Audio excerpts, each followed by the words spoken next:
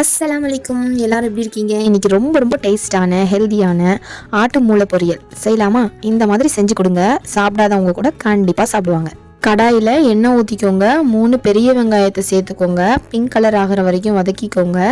தேவையான அளவு உப்பு சேர்த்துட்டு ஒரு கைப்பிடி நிறைய கருவேப்பிலை, 2-3 காரத்துக்கு ஏற்ற மாதிரி பச்சை மிளகா, 1 டீஸ்பூன் மிளகாய்த்தூள், 1/4 டீஸ்பூன் மஞ்சள் தூள் சேர்த்துக்கோங்க. க்ளீன் பண்ணி வச்ச ஆட்டு மூளையை சேர்த்துக்கணும். நான் இன்றைக்கி 2 மூளை எடுத்திருக்கேன். அதை நல்லா கழுவிட்டு மஞ்சத்தூள் போட்டு வாஷ் பண்ணி எடுத்துக்கோங்க. அதுக்கப்புறம் தான் கறியில் சேர்க்கணும். சின்ன சின்னதாக கட் பண்ணிக்கோங்க. எப்படியும் நம்ம கிளறும் போது எல்லாம் உடஞ்சி எல்லாம் சேர்ந்து வந்தால் தான் அந்த கவுச்சி ஸ்மெல் இல்லாமல் இருக்கும். 5 நிமிஷம் எண்ணெயிலே நல்லா பெரட்டி எடுத்துக்கோங்க. அதுக்கப்புறம் தேவையான அளவு தண்ணி சேர்த்து வேக விடணும். சீக்கிரமாக வெந்துடும். இந்த ஸ்டேஜில் உங்கள்கிட்ட முட்டை இருந்துச்சுன்னா அதையும் சேர்த்துக்கலாம். குவான்டிட்டி அதிகமாக வேணும்னா முட்டை சேர்த்துக்கலாம். 1/4 டீஸ்பூன் சோம்புத்தூள், 3/4 டீஸ்பூன் மிளகுத்தூள், 1/2 டீஸ்பூன் கரம் மசாலா சேர்த்துக்கோங்க. இவ்வளோதான். அல்டிமேட்டாக இருக்கும். சாப்பிடாதவங்க கூட முட்டை பொரியல்னு சொல்லி சாப்பிட வைங்க, கண்டிப்பாக சாப்பிட்ருவாங்க.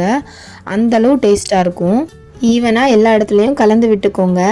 இன்னும் தண்ணி இருந்துச்சுன்னா கொஞ்சம் கூட வத்த விட்டு இறக்கிட்டு ஃபைனலாக கொத்தமல்லி இலையை தூவி இறக்கிட்டிங்கன்னா அம்புட்டு ருசியான ஆட்டு மூளை பொரியல் ரெடி. மாதத்தில் ஒரு தடவை ஆட்டு மூளையை செஞ்சு சாப்பிடுங்க. பிரெயின் டெவலப்மெண்ட்க்கு சின்ன வயசுலேருந்தே குழந்தைங்களுக்கு கொடுத்து பழகுங்க. இவ்வளோ நேரம் இந்த வீடியோவை பொறுமையாக பார்த்ததுக்கு ரொம்ப ரொம்ப தேங்க்ஸ்.